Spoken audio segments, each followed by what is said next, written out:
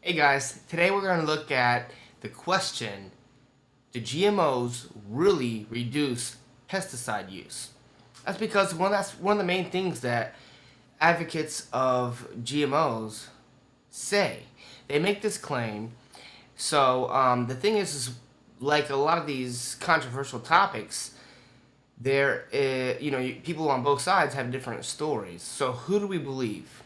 Well, you believe whatever you want, and of course, as always, you can leave your different opinions in the comments below. But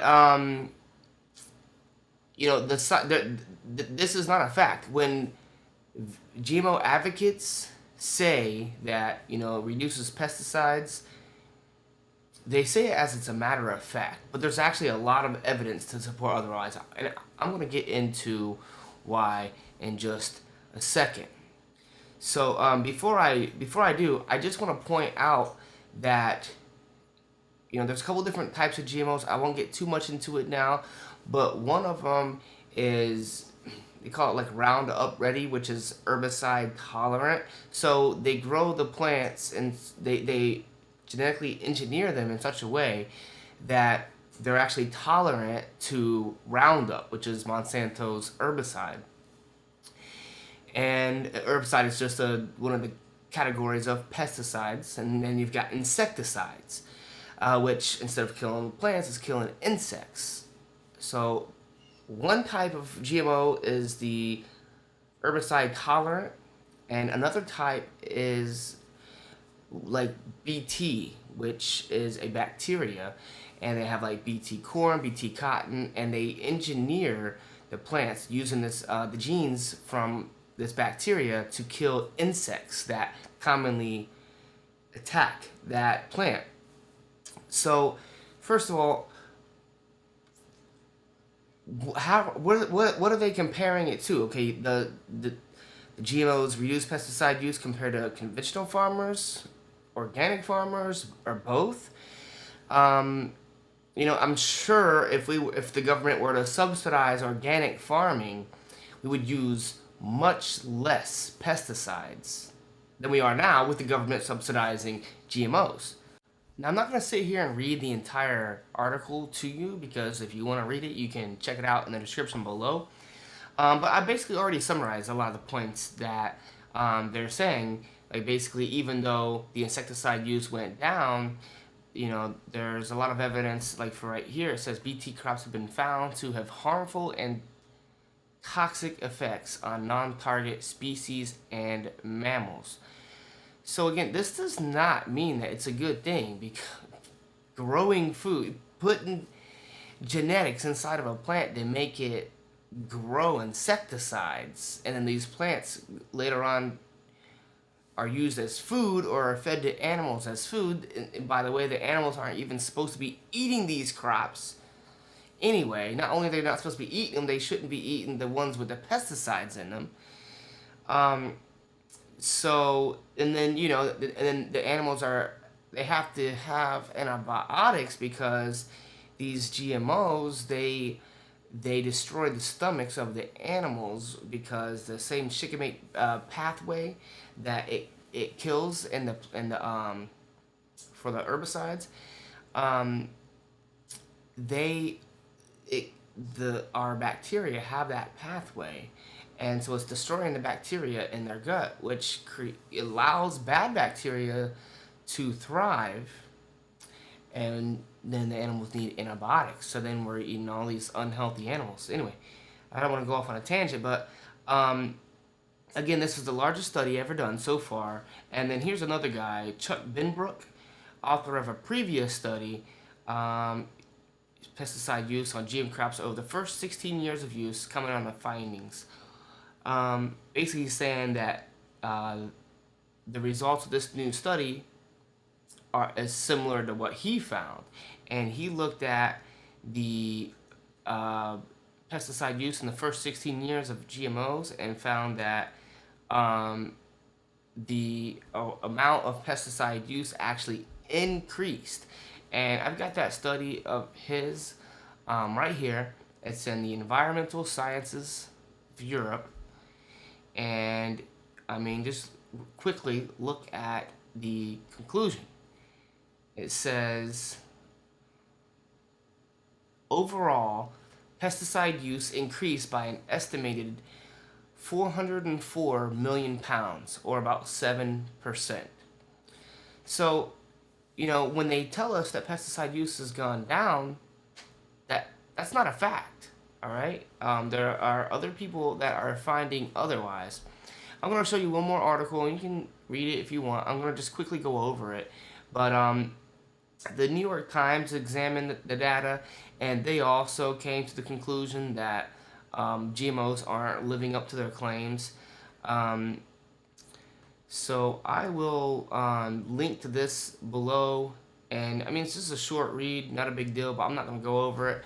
But not only do they mention their own analysis of it, but then they have a link to this report you can download for free from the National Academy of Sciences. So again, the pro-GMO people, they want to say that everyone who opposes GMOs is anti-science. But this is the National Academy of Sciences, and they found, quote, there was little evidence that the introduction of GMO crops in the United States has led to yield gains beyond those in conventional crops. That's regarding yield gains. And then it says, and the United States has fallen behind Europe's biggest producer, France, in reducing the overall use of pesticides. So, France did a better job at reducing the pesticides. So clearly GMOs aren't living up to their promise. I'll do another video on GMOs' failure to yield. That's the big thing that they're cheering themselves on about. But go ahead and give me a thumbs up, you guys, and like this video and subscribe to my channel if you haven't already. And let me know if there's another video that you want me to do. Just leave a comment below. Any questions you have or whatever.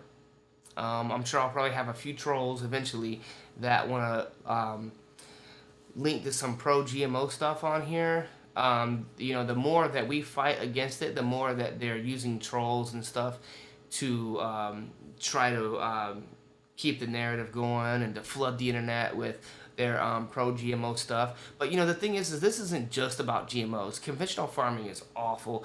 Even organic farming is not ideal.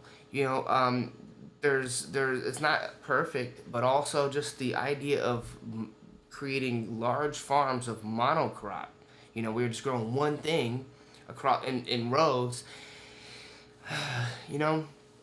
There's lots of problems with that too. So it isn't just GMOs. It's just the fact that growing things conventionally without GMOs, people are still using a lot of Roundup, the same herbicide. So it isn't just GMOs. It's the agricultural system as a whole, as a majority. There's few examples of it, but if done right, we can grow healthy food in a natural way that doesn't harm the environment in the process. And that's what we need to be doing, instead of trying to figure out how we can try to cheat nature and patent it and all this other stuff and use more chemicals or whatever, or less chemicals. We need to learn how to use no chemicals, because for thousands of years that's how we grew food. We don't need chemicals. We don't need them. And there's all kinds of ways that we can not only grow a higher quantity of food, but higher quality of food. And that's where the focus should be. But first, we've got to be able to stop this whole GMO thing. And how we stop it is just becoming aware of how do we not eat GMOs. But before we even get to that, we got to realize why we shouldn't eat them. So we got to know about the harmful health effects. We've got to realize the reasons that they're using to promote the GMOs, such as for bigger yields and less pesticide use and stuff like that. We got to realize that that's nonsense. Those are lies, broken promises. And one by one, we will oppose GMOs and use the free market. People voting with their dollars. People just accessing their brain and consciously making decisions that affect the world. And that's how we're going to make the change. It's going to be a grassroots movement. It's growing. It's getting bigger and bigger. More and more people are waking up.